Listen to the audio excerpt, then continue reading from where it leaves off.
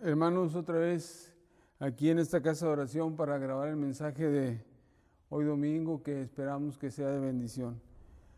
Antes de entrar a hacer cualquier cosa, me gustaría ponerme en las manos del Señor.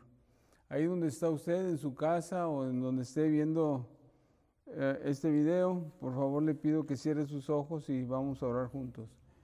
Padre, en esta hora, Señor, estamos delante de tu presencia, Señor, para darte gracias porque, Señor, escuchas nuestra oración.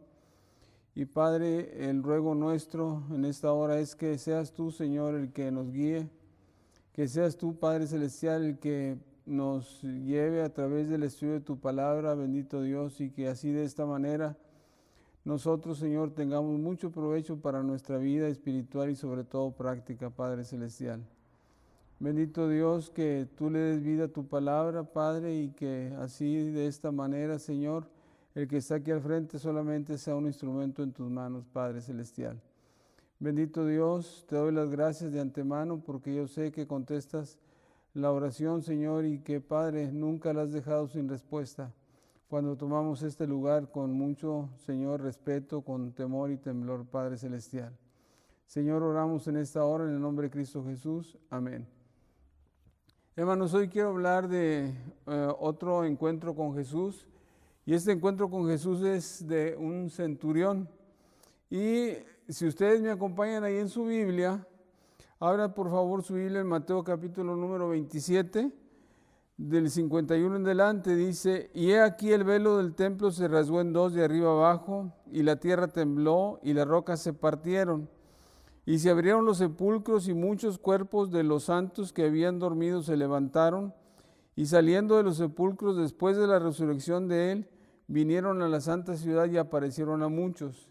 Y luego viene el versículo importante, 54, dice así: el centurión y los que estaban con él guardando a Jesús, visto el terremoto y las cosas que habían sido hechas, temieron en gran manera y dijeron: verdaderamente este era Hijo de Dios. En Marcos capítulo número 15 dice así de esta manera, el versículo número 39, dice: y el centurión que estaba frente a él, viendo que después de clamar había expirado, así dijo: verdaderamente este hombre era Hijo de Dios. Y en Lucas capítulo número 23, Lucas 23, dice lo siguiente, en el versículo número 47, dice: cuando el centurión vio lo que había acontecido, y aquí hay algo más, dice: dio gloria a Dios diciendo: verdaderamente este hombre era justo. Y cuando nosotros leemos estos tres pasajitos de Mateo, de Marcos y de Lucas, nos vamos a dar cuenta que apenas sí esta historia de este centurión aparece en 3 versículos de la Biblia, y tomando en cuenta todo lo que son los versículos de la Biblia, 3 realmente a lo mejor son muy poquitos. Pero cuando nosotros estudiamos esos 3 versículos, nos vamos a dar cuenta que tenemos una gran enseñanza en estos 3 versículos, y es lo que nosotros vamos a tratar de sacar el día de hoy para nuestro provecho espiritual y también práctico. Nosotros cuando estudiamos la Biblia vamos a encontrar que la palabra centurión, Jesús entró en contacto con 2 de ellos, y uno está en el Evangelio de Mateo capítulo número 8. En el capítulo número 8 vamos a encontrar que en el versículo número 5, entrando Jesús en Capernaum, vino a él un centurión rogándole y diciéndole: Señor, mi criado está postrado en casa, paralítico y gravemente atormentado. Y nosotros ya conocemos esta historia de este centurión que estaba en Capernaum, que vino para pedirle a Jesús que sanara a su siervo. Y ya sabemos la historia que es, Jesús dijo: voy a ir allá, lo voy a sanar. Y el centurión dijo: no soy digno de que entres en casa, solamente di la palabra y mi siervo sanará. Y Jesucristo se asombró de la gran fe de este centurión. Este es el primer centurión que entra en contacto, que tuvo un encuentro con Jesús. El segundo centurión son los pasajes que nosotros acabamos de leer en Mateo 27:54, Marcos capítulo 15:39 y Lucas capítulo número 23. Y quiero empezar este estudio y esta plática con algunas cosas que son importantes que entendamos. Lo primero que les voy a decir es que la palabra centurión que aparece en la Biblia no es un nombre propio, porque no es un nombre propio. Si nosotros abrimos la Biblia en Hechos capítulo número 10, ahí vamos a darnos cuenta de algo importante. Dice así: había en Cesarea un hombre llamado Cornelio, y aquí tenemos un nombre, este sí es un nombre propio. Dice, había en Cesarea un hombre llamado Cornelio, y luego dice, centurión de la compañía llamada La Italiana. Entonces nosotros aquí nos estamos dando cuenta que centurión no es un nombre propio. Y si nosotros seguimos en Hechos capítulo número 27, vamos a darnos cuenta de lo siguiente también. Dice, cuando se decidió que habíamos de navegar para Italia, entregaron a Pablo y algunos otros presos a un centurión llamado Julio de la compañía Augusta. Y entonces aquí tenemos muy claramente que centurión no es un nombre propio. Centurión entonces, si no es un nombre propio, ¿qué es entonces? Y nosotros vamos a encontrar que centurión aquí en la Biblia es un cargo militar. Entonces, cuando nosotros leamos la palabra centurión en la Biblia, nos vamos a dar cuenta que está hablando de un cargo militar. Y se llama centurión porque él está al mando de una centuria. Y una centuria es compuesta más o menos entre 80 y 100 soldados. Entonces, se llama centurión porque él está a cargo de la centuria, que es una compañía más o menos de 80 a 100 soldados, y él es el que manda. Ahora, es importante que nosotros aclaremos, que el centurión no es nada más así que se va a nombrar, sino que es alguien que ha hecho carrera militar. Porque cuando nosotros estudiamos la historia en el ejército romano, nos vamos a dar cuenta que los centuriones, que a las personas que llegaban al grado de centurión, era porque eran soldados dedicados, disciplinados, y aparte de ser dedicados y disciplinados, eran hombres muy valientes. Entonces los subían de ser un soldado precisamente a el cargo de centurión y ponían a su mando más o menos como unos 80 o 100 soldados. Ahora, estos estaban divididos en grupos, ya sea de 8 o de 10, y ellos tenían el control de ellos. Ahora, cada centurión tenía una compañía de soldados y cada compañía se distinguía por un nombre en particular, que era el que distinguía a esa compañía. Por ejemplo, en Hechos 10 dice que Cornelio era un centurión de una compañía llamada La Italiana. Entonces nosotros nos vamos a dar cuenta que en Cesarea, la compañía que estaba ahí, ahorita le voy a explicar, la compañía que estaba ahí al mando de Cornelio, esa compañía se le conocía como La Italiana. Y si nosotros vamos a Hechos capítulo número 27, vamos a encontrar que aquí Julio es el centurión de la compañía llamada Augusta. Está en 27:1. Entonces vamos teniendo centurión, es el que manda la compañía tiene nombres propios y nosotros lo encontramos en la palabra de Dios. Ahora, como cargo militar que tiene el centurión, es algo muy importante que entendamos que él, aunque tiene un cargo militar y está al mando de 100, 80 o 100 hombres, él tiene un superior inmediato, del cual él va a recibir las órdenes. O sea, no se manda solo. Aunque tenga ese cargo, él no se manda solo.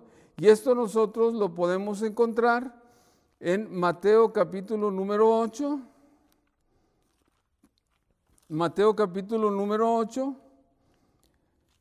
Y dice así, el versículo 9 dice, porque también yo soy hombre bajo autoridad.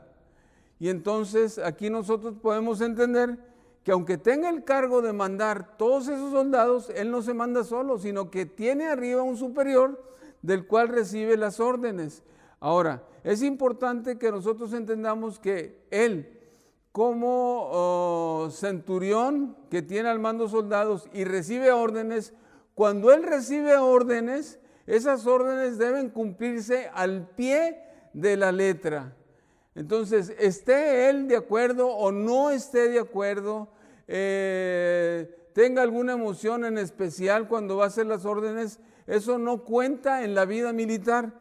Simple y sencillamente por ser centurión, que recibe órdenes, y la característica muy particular del centurión es que él cumple las órdenes al pie de la letra, como se le dice, así lo hace. Esa es la característica muy particular. Y ahora, la otra cosa que también nosotros queremos decir de la centuria, ¿okay?, es lo siguiente, que la centuria, que son más o menos 100 soldados bajo el mando del centurión, es la compañía encargada de mantener la paz en la ciudad en que se encuentra. Eso es algo que el ejército romano hacía. Entonces nosotros, por ejemplo, cuando leemos Hechos 10 y que vemos a la compañía la italiana y el centurión es de Cesarea, entonces nosotros entendemos lo siguiente, que para mantener la paz en la ciudad de Cesarea, los encargados de mantener la paz, de parte del Imperio Romano, es la compañía italiana, porque así se llama. Entonces, cuando oímos compañía italiana, nosotros sabemos exactamente que esa compañía es una compañía de soldados y que ellos están encargados de mantener la paz en la ciudad de Cesarea. Entonces, ese es el oficio del centurión con sus soldados, recibir órdenes, ejecutarlas, al pie de la letra como se las dan. Y la otra cosa es que el centurión con sus soldados es mantener la paz. Entonces ellos hacían rondines en las ciudades precisamente para que no hubiera ahí problemas o que la gente se sublevara, etcétera, etcétera. O cuando encontramos que de repente hay un grupo de gente que empieza a sublevarse, inmediatamente sale la compañía, bajo el mando del centurión, para aplacar a esa gente y distribuirlos. Es por eso que allá cuando Pablo, en Hechos capítulo número 16, cuando está ahí en Éfeso, cuando se junta toda la compañía contra Pablo y le dicen a Pablo, es que está predicando en contra de Diana, etcétera, etcétera, y se arma el alboroto, salen y le dicen ahí, ¿saben qué? Vamos a dispersarnos, no sea que de repente a nosotros nos acusen de estarnos levantando, y entonces la gente se dispersa. ¿Por qué? Porque corrían el peligro de que la compañía que está ahí en Filipos,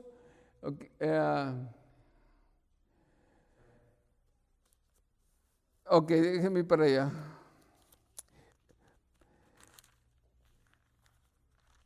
Perdón, es en Efesios.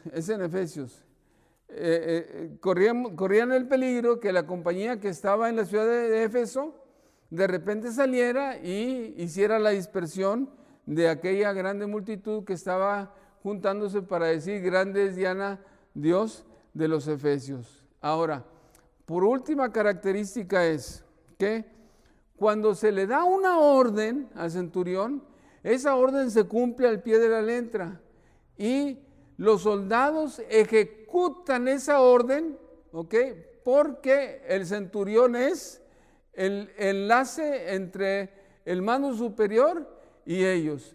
Y entonces el encargado de los soldados y el encargado de ver que se ejecuten las cosas y se hagan bien las cosas es precisamente el centurión. Él tiene la responsabilidad de esos 100 soldados, y cuando esos 100 soldados llegan a hacer alguna cosa que no es conveniente, entonces el que responde ante la autoridad superior es el centurión. Creo que con todo esto nosotros podemos darnos una idea de lo que es el cargo de centurión. ¿Okay? Y entonces ahora sí, ya con este panorama donde nosotros encontramos que el centurión es un militar, que el centurión es un hombre dedicado, valiente, es un hombre que de alguna manera está comprometido con el ejército, es un hombre que responde por sus soldados, es un hombre que es el enlace entre el superior y los soldados, y si hay algo que hacen mal, entonces él es el responsable por sus soldados. Con todo esto que nosotros hemos dicho, ahora sí nos vamos a acercar a Mateo capítulo número 27 y el versículo número 54, y que dice así: el centurión y los que estaban con él guardando a Jesús. Y ahora sí nosotros entendemos este pasaje. El centurión es el encargado. Dice, y los que estaban con él guardando a Jesús, esos que estaban con él guardando a Jesús, es la compañía de soldados que ese día le toca ejecutar las órdenes de crucifixión. Y entonces ahí nosotros vemos al centurión y vemos a su compañía, que pueden ser 8 o 10 soldados, o a lo mejor más, trajo 2 compañías o 3 compañías, ¿okay? Porque están ahí guardando precisamente la ejecución. Y dice así, el centurión y los que estaban con él guardando a Jesús, ahora sí lo entendemos, dice, visto el terremoto y las cosas que habían sido hechas, temieron en gran manera y dijeron, verdaderamente este era Hijo de Dios. Ahora, quiero acercarme un poquito a la historia esta. Marcos, capítulo número 15, dice lo siguiente. Y el centurión, 15:39. Y el centurión que estaba frente a él. Y aquí ya tenemos más detallado el lugar que ocupa el centurión en la ejecución. Y cuando nosotros leemos aquí que el centurión estaba frente a él, ¿a quién? ¿Frente a quién estaba? Pues estaba frente a Jesucristo. Dice, viendo que después de clamar había expirado, así dijo, verdaderamente este hombre era Hijo de Dios. Y Lucas, capítulo número 23, quiero que me acompañen. Lucas, capítulo número 23, dice así, cuando el centurión vio lo que había acontecido, dice, dio gloria a Dios diciendo, versículo 47, verdaderamente este hombre era justo. Y aquí tenemos la historia que ahora sí se nos va abriendo. Y lo que quiero decir primero es que para el centurión que está aquí, el que acabamos de leer, aquel día que se levanta el centurión con la compañía de sus soldados, era un día normal para él, ¿okay? Porque era un día normal. ¿Qué tenía que hacer ese día o qué trabajo tenía que realizar? Nosotros podemos encontrar, ¿okay?, que ese día el centurión tenía que realizar 3 crucifixiones. ¿Y por qué digo esto? Porque nosotros lo sacamos cuando estamos leyendo la palabra de Dios. Y esas 3 crucifixiones están en Mateo 27:38, están 2, Mateo 27:38, donde dice la palabra de Dios lo siguiente, dice así, Dice, entonces crucificaron con él, estamos hablando con Jesús, a dos ladrones, uno a la derecha y el otro a la izquierda. Y entonces nosotros aquí estamos dando por hecho que ese día el centurión tenía aquí, hasta donde hemos visto, cuando menos 2 crucifixiones que se iban a llevar a cabo ese día precisamente. Ahora, si nosotros seguimos leyendo, nosotros nos vamos a dar cuenta que también otro de los que es muy probable que iban a ejecutar era precisamente a Barrabás. Porque la Biblia dice en Marcos y en Lucas que Barrabás era un homicida y Lucas dice que era un ladrón. Y entonces la sentencia de esas 3 crucifixiones iban a ser ese día, iba a ser un día como todos los demás, un día de trabajo, un día donde 3 iban a ser ejecutados en la crucifixión. Ahora, quiero decirles esto, ¿ok? Cuando nosotros hablamos en los tiempos de Jesús de la crucifixión y que el centurión es el que a través de sus soldados ejecuta las órdenes que recibe de arriba, él está impuesto a esta situación. Él sabe qué son las crucifixiones, él sabe lo que es ejecutar a alguien crucificándolo. Y entonces para él no es nada nuevo, sino que es algo que va a suceder normalmente. Ahora, cuando nosotros hablamos de las crucifixiones, nos estamos dando cuenta que las personas que iban para ser crucificadas, que no eran personas como Jesucristo, con las características de Jesucristo, eran personas totalmente diferentes. Y nosotros podemos encontrarlo en la Biblia, ¿ok? En Lucas, capítulo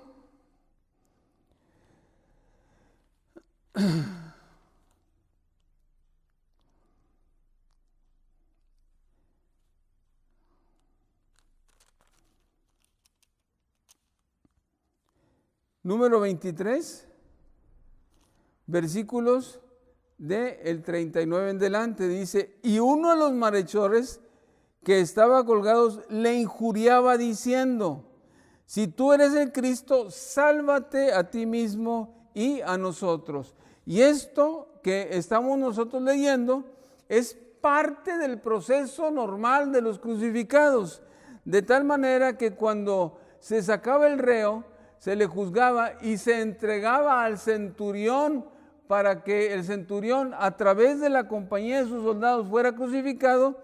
Aquel condenado era un hombre que se volvía agresivo, era un hombre que insultaba, era un hombre que escupía, etcétera, etcétera. Y a eso precisamente está acostumbrado aquel centurión, porque esa es la conducta normal y nosotros aquí lo vemos. Uno de los malhechores estaba injuriando a Jesucristo. Y nosotros tenemos aquí como consecuencia o como algún pensamiento que se desprende de este pasaje, aquel ladrón no solamente injurió a Jesucristo, sino también injurió a las personas o a los soldados que lo crucificaron, porque eso era lo normal. Y aquel centurión estaba impuesto a esas situaciones que cuando aquellas personas que iban a ser ejecutadas los insultaran, los miraran con odio, les escupieran, hicieran otras muchas cosas más. Y entonces para él, el centurión, esto era lo normal de un día de trabajo con una persona que iba a ser ejecutada. No sé si me expliqué, pero creo que sí está muy claro. Ahora, ¿por qué les estoy diciendo esto? Porque el proceso de crucifixión de Jesucristo es totalmente diferente a lo que normalmente le sucedía a una persona que iba a ser crucificada. ¿Ok? Entonces, vamos a caminar en esto. Para él, este día iba a ser un día normal, donde 3 personas, muy probable, iban a ser ejecutadas. 2 ladrones y Barrabás. Ahora, no tenemos los nombres de los ladrones. Unos dicen que se llamaba Dimas y otros se llamaba Gestas. Y bueno, tampoco tenemos el nombre de aquel centurión que estuvo ahí para ejecutar las órdenes. Unos dicen que se llamaba Longino, la tradición dice que se llamaba Longino, lo cierto es que no tenemos el nombre, entonces nosotros simple y sencillamente nos ajustamos a que él era el centurión encargado de ejecutar la orden de la crucifixión.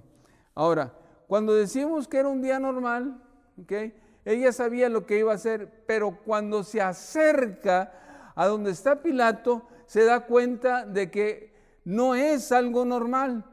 Porque cuando se acerca donde está Pilato, va a encontrar que una grande multitud, y esa multitud está compuesta por sacerdotes, está compuesta por fariseos, está compuesta por seduceos, ¿okay?, está compuesta por el mundo religioso de aquel entonces, y aparte una grande multitud que los acompaña. Y lo excepcional de ese día es que esta multitud traen precisamente ante Pilato a un reo, a alguien que ellos han considerado que es digno de muerte. Mateo capítulo número 27 dice lo siguiente: venida la mañana, todos los principales sacerdotes, los ancianos del pueblo, entraron en consejo contra Jesús para entregarle a muerte. Y lo llevaron atado y lo entregaron a Poncio Pilato, el gobernador. Y aquí nosotros vamos a sacar algo que vamos a aprender en esta hora. ¿Okay? ¿Quiénes son los que entregan a Jesús? Los que entregan a Jesús es el mundo religioso. Y ellos, como religiosos, de acuerdo a la ley que supuestamente ellos tienen, este reo que están entregando al Poncio Pilato, dicen que él es digno de muerte, no de acuerdo a las leyes romanas. Quiero que quede muy claro esto. Es de acuerdo a las leyes que los judíos tienen, y supuestamente es porque aquel reo que están entregando a Poncio Pilato, que es digno de muerte, se había hecho pasar por hijo de Dios. Esa era la acusación. Y entonces se juntan todos y traen a aquel reo. Aquel reo que traen se llama Jesús. Ahora, ¿por qué lo traen a Pilato? Déjeme decirle por qué.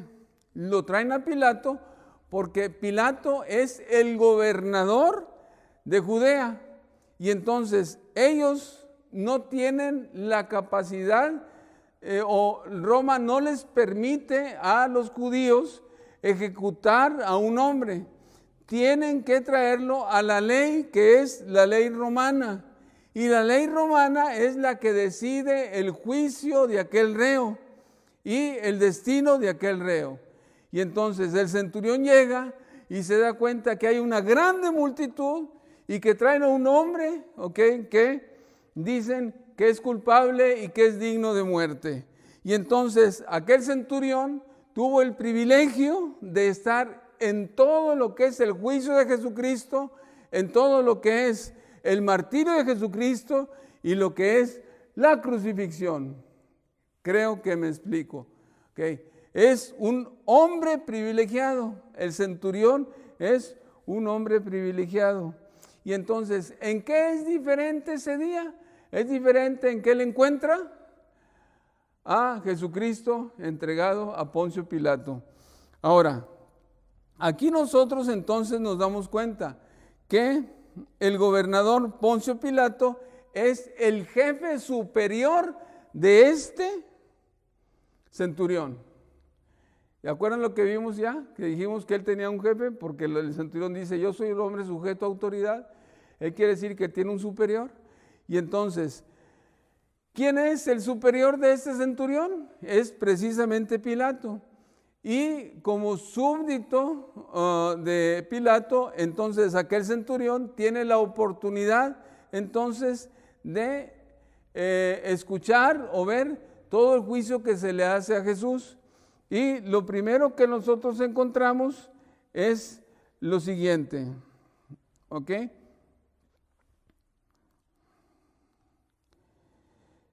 Voy a leer un pasaje en la Biblia, Mateo 27. Jesús pues estaba en pie delante del gobernador y éste le preguntó diciendo: ¿Eres tú el rey de los judíos? Y Jesús le dijo: ¿Tú lo dices? Tú lo dices. Y siendo acusado por los principales sacerdotes y los ancianos, nada respondió. Pilato entonces le dijo: ¿No oyes cuántas cosas testifican contra ti? Pero Jesús no le respondió ni una palabra, de tal manera que el gobernador se maravillaba mucho. ¿Qué es lo que estoy leyendo aquí? Lo que estoy leyendo es lo que Jesucristo y Pilato, que es el jefe superior de aquel centurión, está platicando. Y entonces, cuando sucede todo este juicio, el centurión inmediatamente se está dando cuenta de lo que Pilato está haciendo y diciendo.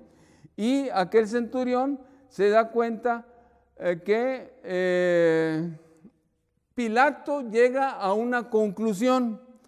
Y esa conclusión a la cual Pilato llega es la siguiente. Dice la palabra de Dios: no encuentro culpa en este hombre. Este hombre para mí es inocente.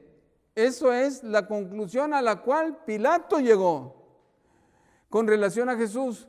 Porque en todo el interrogatorio que Pilato le hace a Jesús, no encuentra absolutamente nada en la ley romana que sea digno de muerte Jesucristo.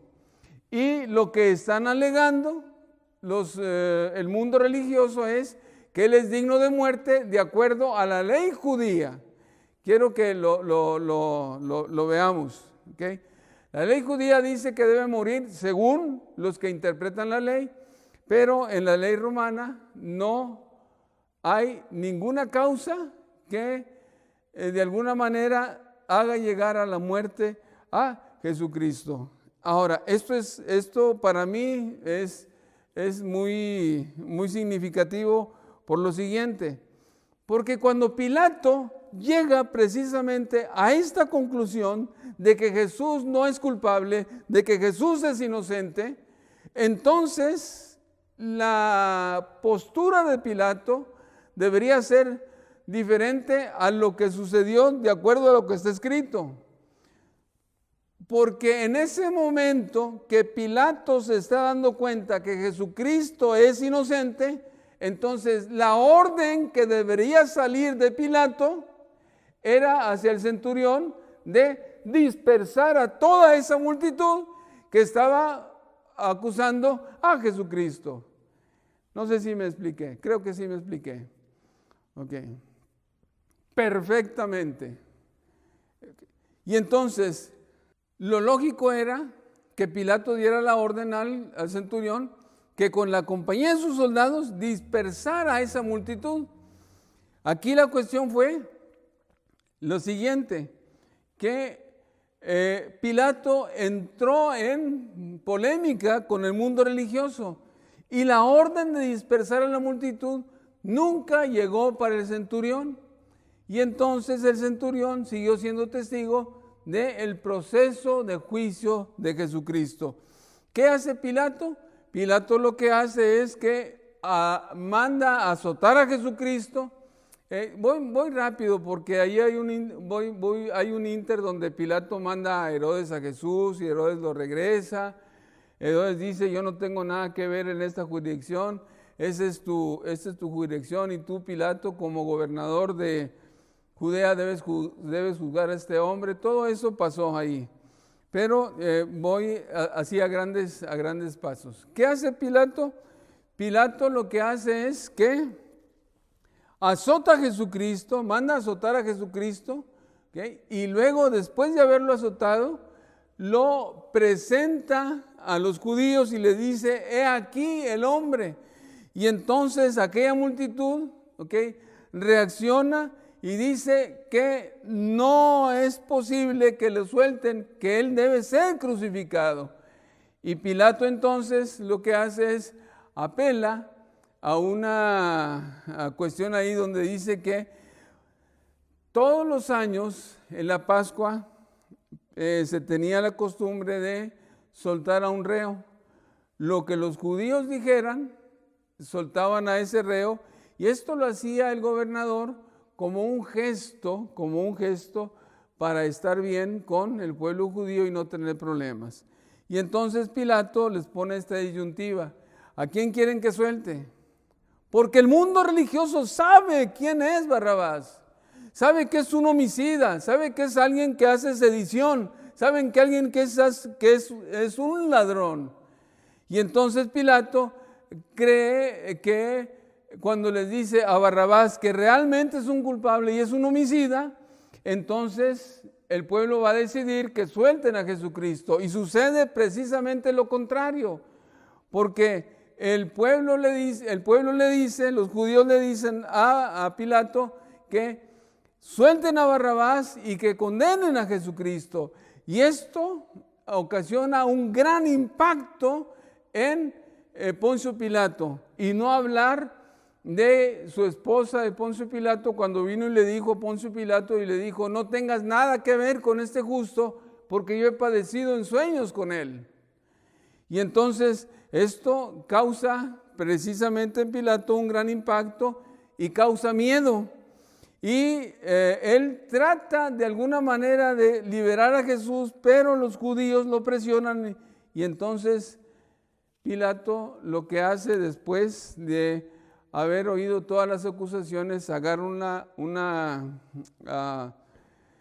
un recipiente, se lava las manos y él dice: inocente soy de la sangre de este justo. Eso está en el libro de Mateo capítulo número 27.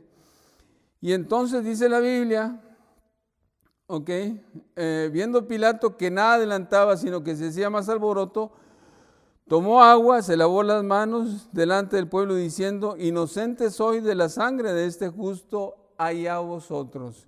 Y luego dice: y respondiendo todo el pueblo dijo: su sangre sea sobre nosotros y sobre nuestros hijos. Y esto es, ojalá un día tenga oportunidad de dar un estudio sobre esto. Esto es muy fuerte. Y dice: entonces le soltó a Barrabás, y habiendo azotado a Jesús, dice, lo entregó para ser crucificado. Y desde este momento, ahora sí, el centurión se hace cargo en su totalidad de Jesucristo. Desde este momento. ¿Qué pasa desde este momento para adelante? Ahorita vamos a platicar. Pero quiero decirles antes de ir más adelante.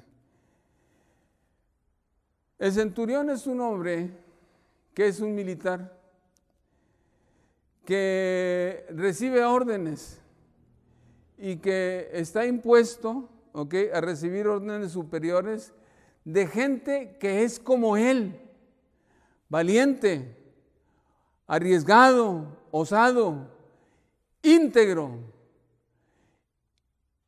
Pero en Pilato encuentra a un hombre cobarde, miedoso, y alguien que de alguna manera se ha dejado influenciar por el mundo religioso de aquel tiempo, que son los judíos.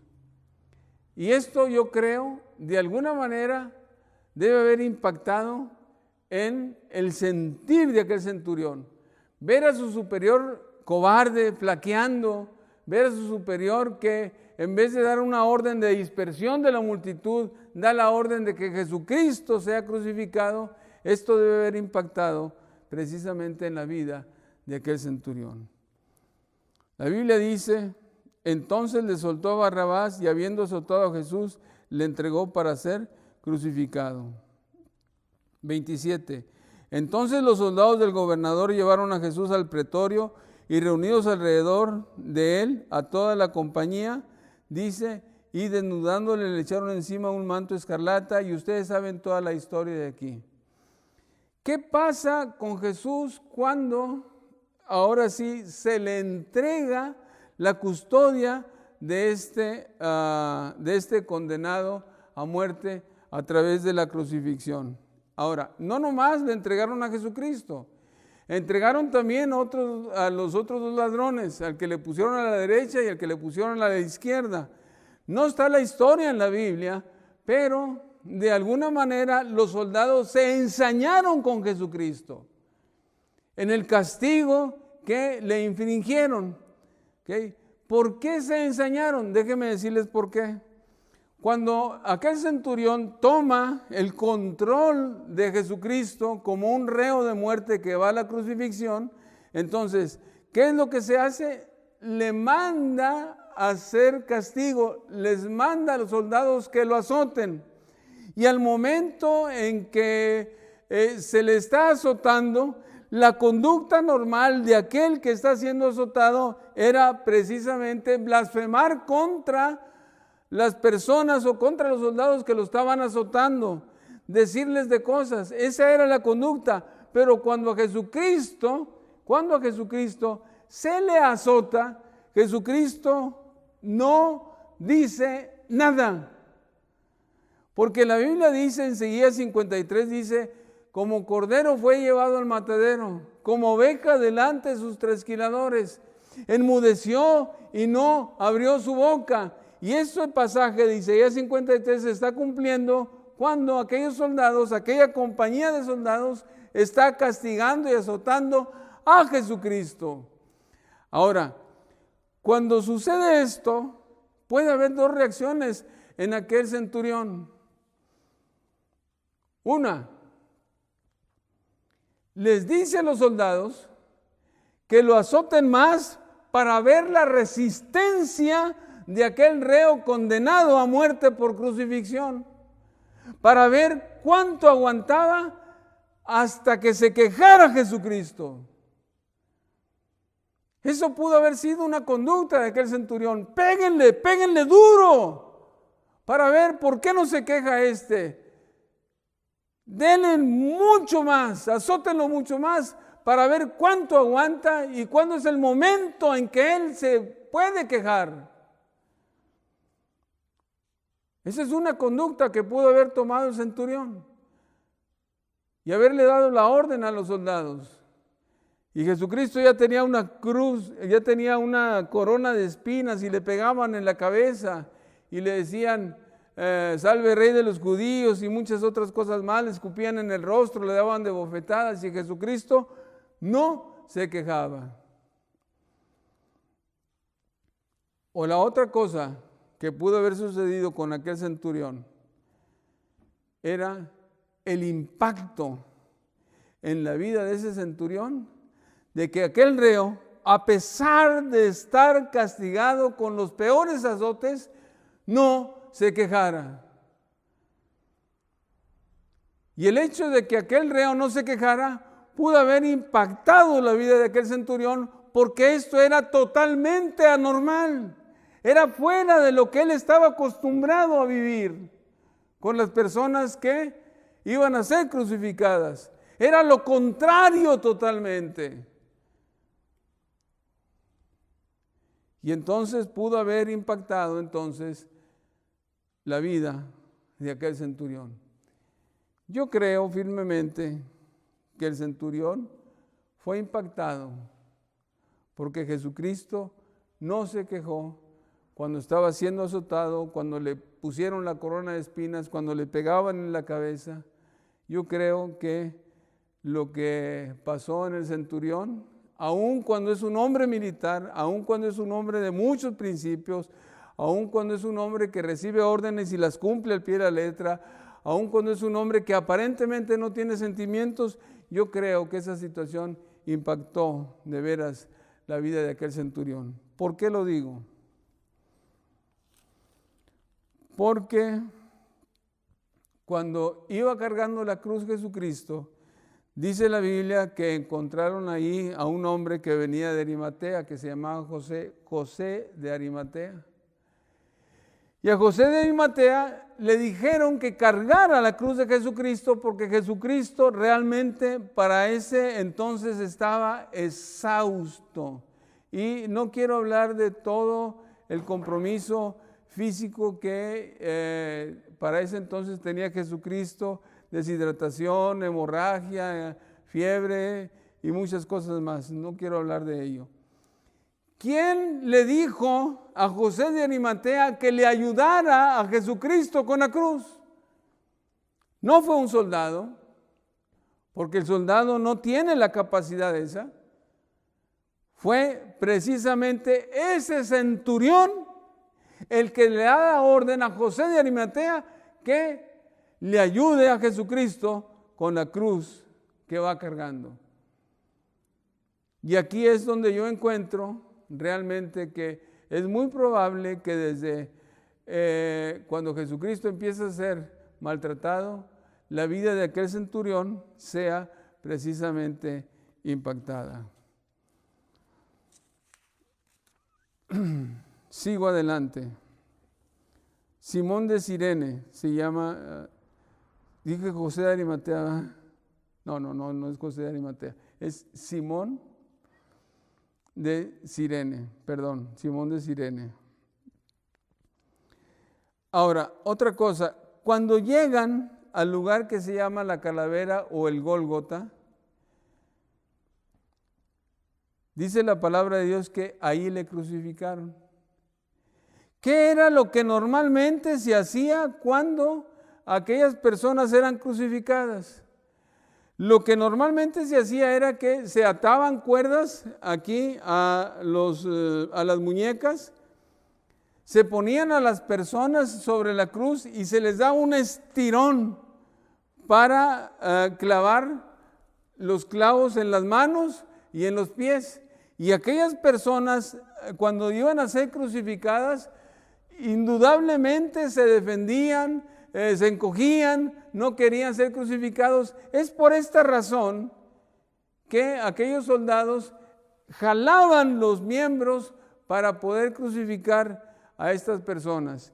Y yo me imagino que cuando hacían eso, recibían miles de insultos en centurión y los soldados que hacían esto. Con Jesucristo no tuvo necesidad de hacer esto, porque Jesucristo voluntariamente, Él pone su vida para ser crucificado.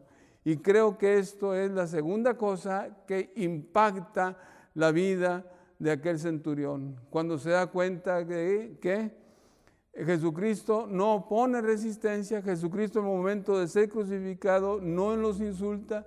Jesucristo en el momento de que le están clavando los pies y las manos no tiene ninguna reacción adversa para aquellos soldados ni para aquel centurión. Por eso dice la palabra de Dios lo siguiente: nadie me quita la vida, porque nadie me la quita. Yo por mí mismo la pongo y tengo autoridad para ponerla y tengo autoridad para volverla a tomar. Esa era la razón de Jesús en ese momento: ir al Calvario, ir a la cruz y estar ahí en la cruz por ti y por mí, pagar tus pecados y pagar mis pecados. Esa era la razón de Jesús. Por eso Jesús no pone resistencia cuando es crucificado, porque ese es su destino. Para eso Él vino, para salvarte a ti y para salvarme a mí, para perdonar tus pecados y para perdonar mis pecados, para tomar el lugar en la cruz que a ti te correspondía y para tomar en la cruz que a mí me correspondía. Cuando levantan la cruz es a las 9 de la mañana. Y la Biblia dice que desde las hora sexta hasta la hora novena hubo tinieblas. Sexta hora es 12 del mediodía. Hasta la hora nona son las 3 de la tarde. Fueron 3 horas de oscuridad. Pero Jesucristo, dice Marcos, que fue crucificado a la hora tercera del día. Ahí está, Marcos, capítulo número 15, versículo número 25. Era la hora tercera cuando le crucificaron. ¿Cuál es la hora tercera? Es 9 de la mañana. 9 de la mañana. Entonces, desde las 9 de la mañana hasta las 12 del mediodía hay luz. Y es muy probable que las primeras palabras de Jesucristo las haya dicho entre las 9 de la mañana y las 12 del mediodía. Las primeras 3 o 4 palabras las dijo más o menos en ese tiempo. ¿Y cuál fue la primera palabra que Jesucristo dijo? Dice, Padre, perdónalos porque no saben lo que hacen. Eso está en el Evangelio. ¿Qué hace Cornelio? ¿Qué podía sentir Cornelio cuando escucha? Porque Cornelio está al pie de la cruz. Es su responsabilidad estar vigilando. Así lo dice el capítulo número 15, versículo número 39. El centurión estaba frente a él. Esa es la responsabilidad del centurión. Y ahí lo encontramos frente a la cruz, al pie de la cruz, para vigilar que todo sea hecho conforme a la ley de Roma en cuanto a la crucifixión se refiere. Y entonces, cuando él está en la cruz, cuando él está al pie de la cruz y escucha a Jesucristo decir, Padre, perdónalos porque no saben lo que hacen. Entonces, cuando yo me traslado con ese pensamiento y lo veo desde el punto de vista militar y lo veo desde el punto de vista de la guerra, esto tiene un significado muy especial, porque las personas, hablando en sentido militar, hablando en sentido de la guerra, las personas que tienen la capacidad de perdonar son los vencedores y perdonan al vencido como un acto de total misericordia. Militarmente así sucede. Cuando alguien es vencido, el vencedor tiene la oportunidad de otorgarle el perdón como un acto de misericordia. Y cuando el centurión oye, Padre, perdónalos porque no saben lo que hacen, ¿cómo es posible que este hombre que está ahí muriendo en la cruz, que es un reo, cómo es posible que él esté implorando a su padre y diciéndole, Padre, perdónalos? ¿Qué acaso realmente aquel hombre que está muriendo en la cruz es un rey? ¿Qué acaso aquel hombre que está muriendo en la cruz es un vencedor para que pueda decirle, Padre, perdónalos a ellos como un acto de misericordia? Yo te lo estoy pidiendo, perdónales porque no están sabiendo qué hacen. Ahorita les voy a decir algo más que es importante. Esto debe haber estremecido el corazón de aquel centurión romano. Y entonces, cuando él escucha estas palabras, ahora sí él empieza a pensar, y ahora sí toda su capacidad de pensamiento empieza a trabajar, y ahora sí él se puede dar cuenta que es muy probable que a lo mejor la persona que está ahí en la cruz del Calvario realmente sea lo que dijo ser, un hijo de Dios, realmente sea lo que dijo ser el rey de los judíos. A lo suyo vino y los suyos no le recibieron. Ahora, ¿por qué dice Jesucristo, perdónalos porque no saben lo que hacen? ¿Realmente no están sabiendo lo que hacen? Y déjeme decirle una cosa que es importante que se la diga. Los soldados y el centurión, lo que están haciendo es su trabajo. Es su trabajo. Eso es lo que saben hacer. La sociedad en que se ha movido, el gobierno en que se ha movido, los ha condicionado a ese centurión y a esos soldados a hacer precisamente lo que están haciendo, crucificando a las personas, porque eso es lo que saben hacer y no tienen oportunidad de pensar o meditar si lo que están haciendo verdaderamente es correcto o es incorrecto. Porque su mente ya está así. porque su manera de ser ya está así. Ellos ya no consideran absolutamente nada. Pero cuando Jesucristo dice, no saben lo que hacen, les da oportunidad y le da oportunidad a aquel centurión realmente de pensar y decir, caramba, ¿qué es lo que estamos haciendo con este hombre? Porque hace un rato Poncio Pilato sabía que era inocente y como quiera lo mandó a la cruz. Entonces, ¿qué estamos haciendo nosotros? Y es ahí cuando empieza el principio del perdón, porque ustedes saben que para que haya perdón de Dios necesita haber reconocimiento, confesión y arrepentimiento. Y es ahí cuando empieza el proceso espiritual de aquel centurión romano.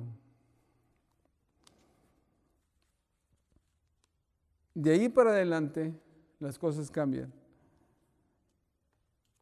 Un rato más adelante, estando él al pie de la cruz, escucha a los ladrones estando platicando.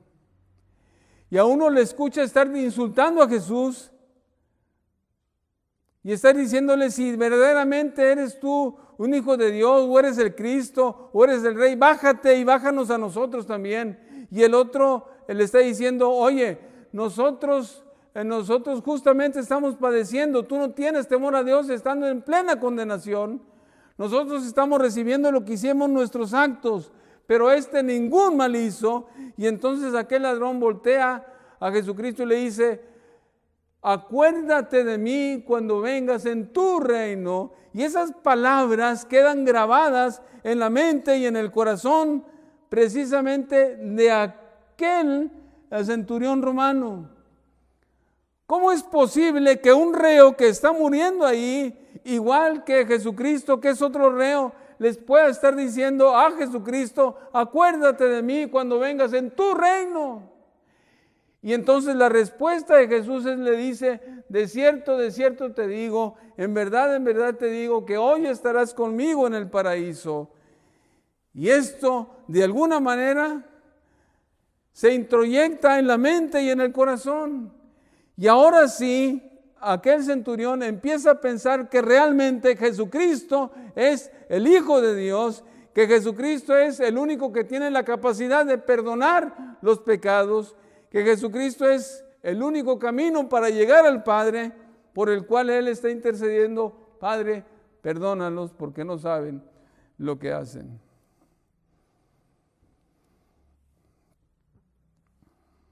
Termino con esto. Dice la palabra de Dios, desde la hora sexta hubo tinieblas sobre toda la tierra hasta la hora novena. 3 horas de tinieblas. ¿Cómo es que son estas tinieblas? Éxodo capítulo número 10.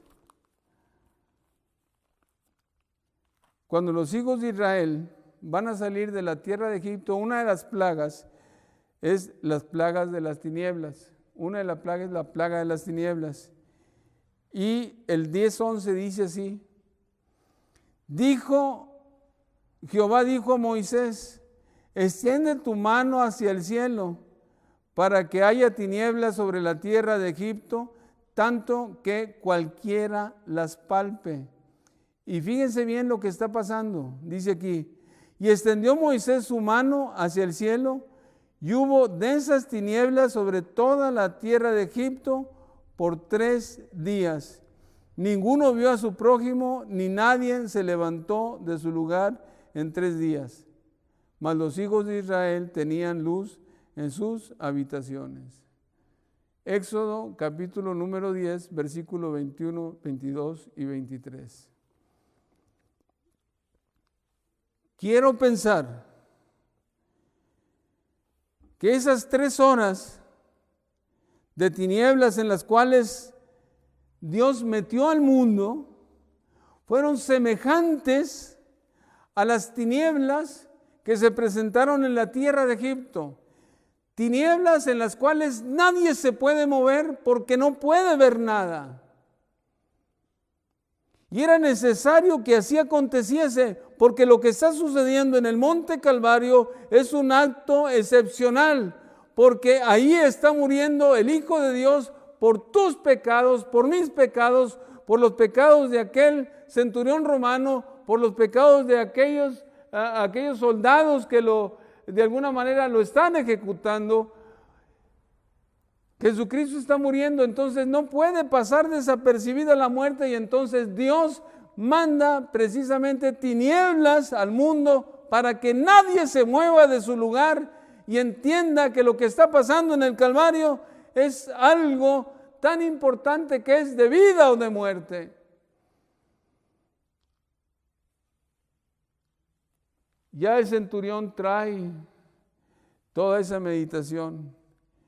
Y cuando de repente el mundo se suma en tinieblas, él puede entender que ahora sí, es la mano del Padre, es la mano de Dios que está moviendo el mundo entero.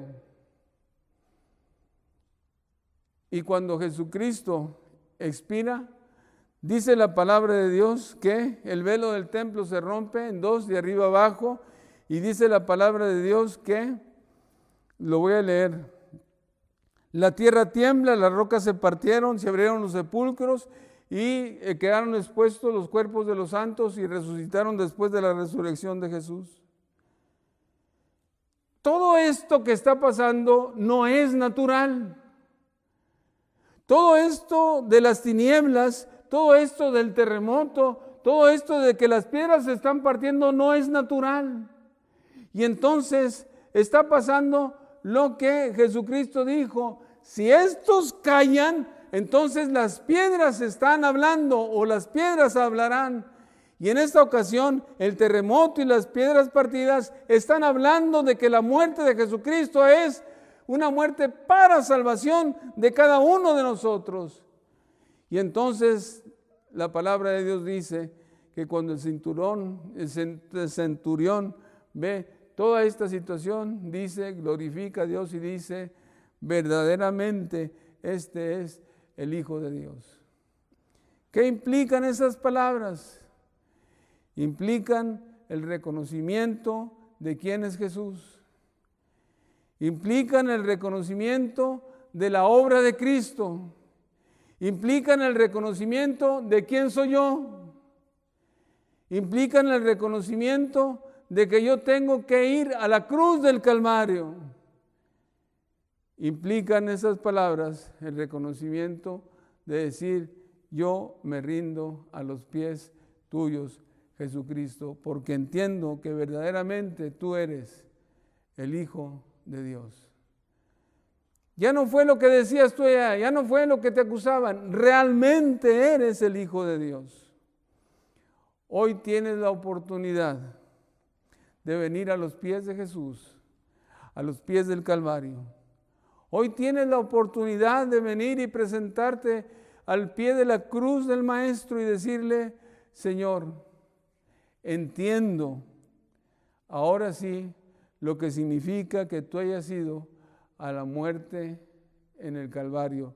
Entiendo que tú quisiste ir ahí, sufrir ahí, ser crucificado, morir en la cruz, porque mi pecado te llevó ahí.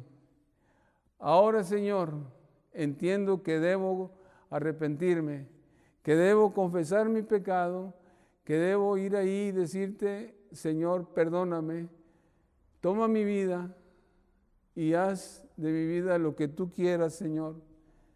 Por favor, Señor, dame la salvación y sé el Señor de mi vida. Yo te invito para que en esta hora le abras el corazón a Jesucristo. Mañana puede ser muy tarde, o más tarde puede ser muy tarde, porque a lo mejor nos vamos ya de este mundo.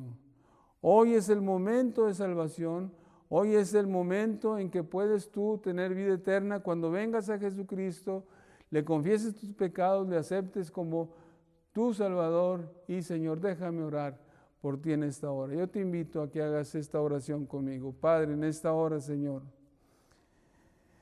entiendo perfectamente, Señor, por qué tú fuiste a la cruz, Padre Celestial. Entiendo perfectamente que tú quisiste ir ahí, Señor. No te llevó el centurión, no te llevaron los soldados. Era un plan que tú tenías, Señor, porque tú dices que tú pones tu vida por nosotros, Padre Celestial. Tú lo has hecho todo, bendito Dios. Te has, Señor, puesto entre Dios y nosotros para ser nuestro intercesor y nuestro Salvador.